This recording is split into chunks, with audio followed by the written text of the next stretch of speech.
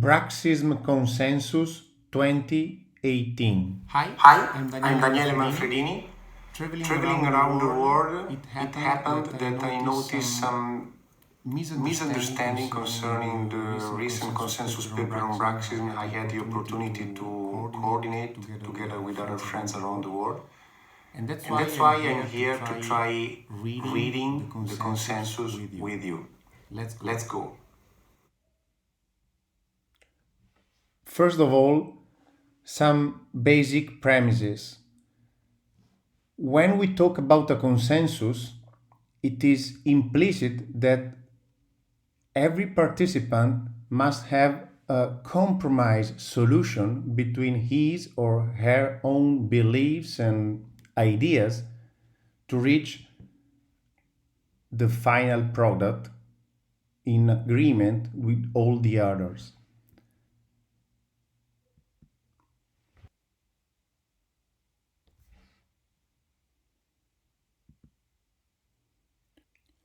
Fourteen specialists of different extractions, dentists, sleep doctors, psychologists, or official pain experts, took part to this consensus effort. Some of them were attending the general session closed meeting of the EADR in San Francisco 2017. Some others took part to the manuscript preparation via email or personal discussion. But it is important to notice since the beginning that we had specific goals in our mind. So it is, to be honest, unfair by the part of some researchers or readers to criticize specific words or specific sentencings or saying that something missing and so on, because the summary of the paper speaks for itself. We got four aims. The first was to clarify the 2013 definitions in order to develop separate statements defining the sleep and awake bruxism conditions. The second aim was to discuss the issue of bruxism as a muscular activity that may be a normal behavior or physiological behavior without any clinically relevant consequences. The third aim was to rediscuss and to specify something more concerning the 2013 grading system, which refer to possible, probable, and definite bruxism diagnosis. And the fourth aim was to present some possible researches for the future agenda.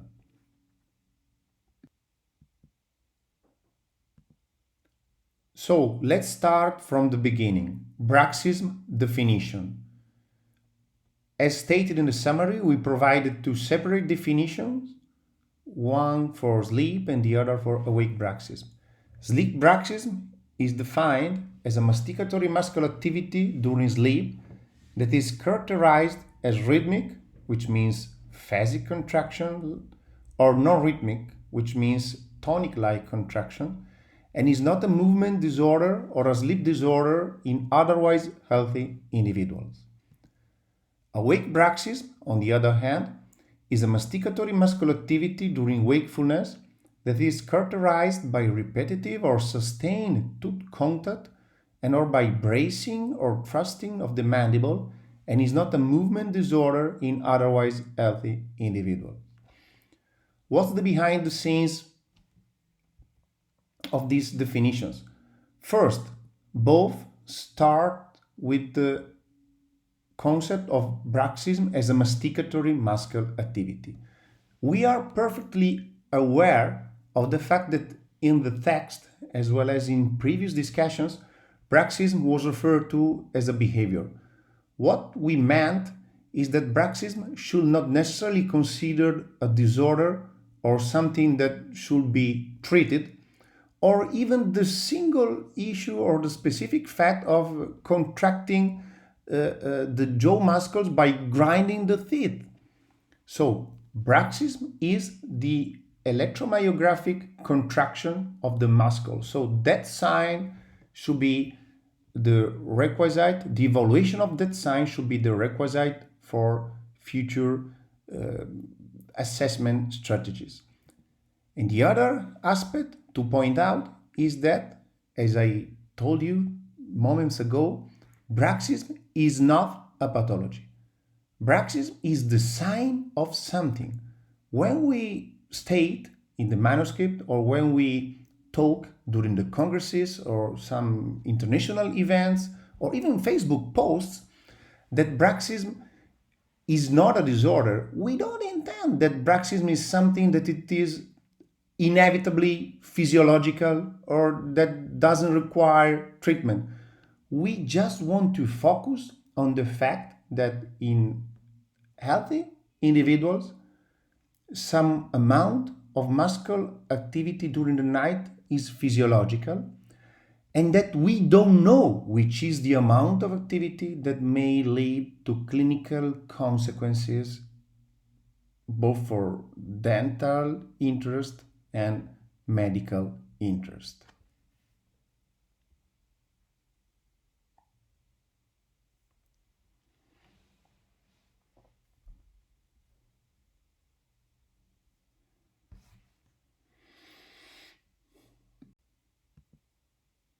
So, to summarize, based on the concepts that emerged from this consensus, Bruxism should be viewed as a muscular activity that can be seen as a behavior during wakefulness, and that is not necessarily a disorder but might just be the sign of something. And this leads to the concept of primary versus secondary bruxism. Bruxism, as the electromyographic activity of the jaw muscles, should be viewed as a sort of fever, is a sign, is a symptom. So it is necessarily the mirror of something. So just using the words primary and secondary may be misleading, because as soon as the knowledge on the possible risk factor or associated condition increase, we may be prone to diminish the quote of so-called primary bruxism. So what's interesting to know is that every one of us has some electromyographic activity of the jaw muscles during the night. The amount and the additional activity in some persons may be the sign of something. And if we even want to speak about bruxism's treatment, it is important for us to understand that we should try to investigate for the possible causes. Second point is the discussion about the concept of bruxism as a behavior or risk factor and so on. And here it is quite intuitive to discuss that in many individuals, having some amount of muscular activity of the jaw muscles during the night may be just a harmless behavior. In some other, that amount of activity may lead to clinical consequences. Think about pain in individuals with prolonged tonic clenching type contraction or bracing of the mandible, or individuals with tooth wear as a result of years of teeth grinding during the night. But in some cases, even we admit that at this stage of knowledge, it may be more a speculation than a real fact. Bruxism may even be viewed as a protective factor. Think about the complex relationship with respiratory arousals, with cognitive decline, or some other sleep conditions that may lead to negative health outcomes, and they may be prevented with the activation of jaw muscles. The third point of the consensus manuscript was the redefinition, or better, the rediscussion of the Bruxism assessment strategies. We approached the San Francisco conference having clear in mind that a stackable system with a yes or no approach to Bruxism diagnosis was not the ideal approach. There are several problems with that approach. The first is implicit with the use of the term diagnosis itself, because if we are talking about something that is potentially physiologic, we suggested that the adoption of the term assessment or evaluation may be recommended in the future.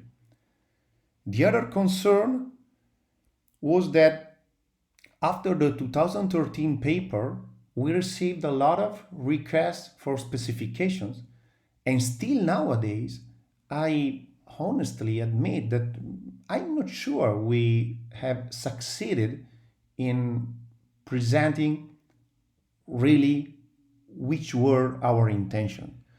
The diagnostic grading was just a suggestion.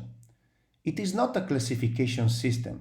So it is a nonsense to ask experts if a patient who is self-reporting bruxism but also has some signs of tooth wear but no other clinical signs should be considered a possible or a probable bruxer. This was not our intention. And that's why we stated clearly in this 2018 paper that the best approach to assess bruxism provides the combined use of non-instrumental approaches and instrumental approaches.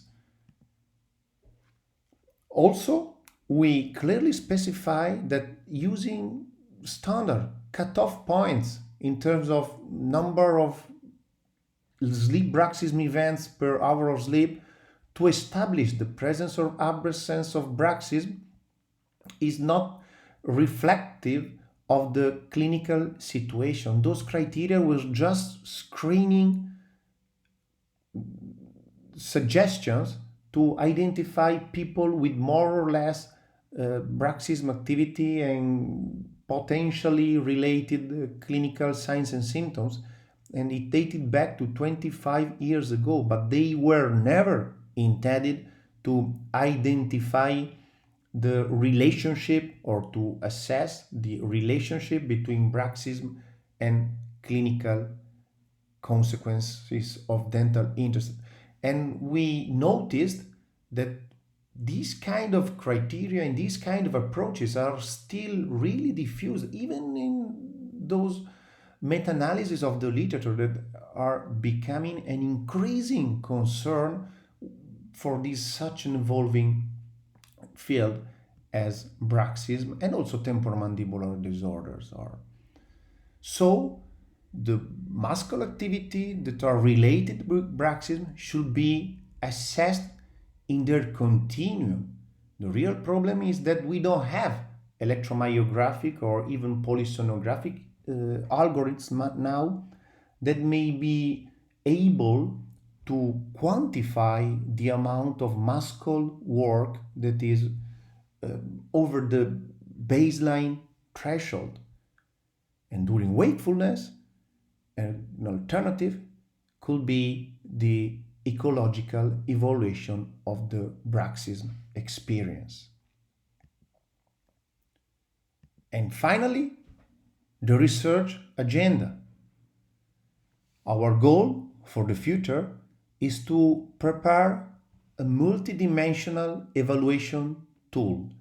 It is not yet defined in the consensus paper, but it will be prepared over the next few years, and it has already been partly presented and discussed in some other papers. The multidimensional approach to the assessment of bruxism should include the evaluation of etiological factors, the evaluation of the bruxism status itself by gathering information based on the subject, based on the observation of clinical signs and symptoms, and based on the recordings of instrumental strategies. Electromyographic activity to measure the quantity of work of the masticatory muscles, and polysonographic recordings to study the sleep correlates of those muscle activity. And the final goal of that multidimensional system, of course, will be to evaluate the relationship of all the previous factors with the clinical consequences. My dream is to use artificial intelligence procedure to predict the baseline status while observing the possible consequences and vice versa. So, coming back to the summary, I hope it is now clear that criticizing the consensus paper because there's something missing, or criticizing the consensus paper because there's some specific concept that doesn't fit with a particular reader's idea of Bruxism is unfair to the efforts we made so far, because we were 14, we started from very different positions, and even myself sometimes feel that there were some words with which I don't fully agree. But I guess it's normal. Otherwise, it should be a solo effort. Based on that, the conclusions were that we succeeded in our goals because we provided separate definitions and stated quite clearly that sleep and awake bruxism are two different conditions with specific subconditions that are included under the umbrella term bruxism, and they refer to specific masticatory muscle activities that, being different and being present in different individuals, may or may not have different clinical relevance. The second goal was to discuss bruxism as a behavior or risk factor, and we came up quite clearly with the conclusion that bruxism should not consider a disorder, but rather as a muscle behavior or activity that in some cases may have clinical consequences or be associated or be a risk factor for some clinical consequences, and in some other situations it cannot be anything like that. The future, as we stated in the third conclusion on the assessment, will be to rely on combined approaches. As you can see in the third conclusion about the assessment, we didn't present any diagnostic grading suggestions, but we simply refer to the list or to the fact that we discussed a list of instrumental and non-instrumental approaches that can be employed to assess bruxism, and that may have some advantages and some other disadvantages. For sure, and that's the conclusion number 4, keep on using standard cutoff points to say Mr. X is a bruxer and Mr. Y is not should make no sense. Because bruxism-related masticatory muscle activities should be measured as a continuum of activity or behavior. That's it. I hope you have enjoyed this word by word reading together, and I hope that from now on, the possible misunderstandings and doubts concerning the consensus paper on Bruxism are solved. Works are in progress. We need for you. And we wait for you at the events of the Gruppo di Studio Italiano Disordini Craniomandibolari.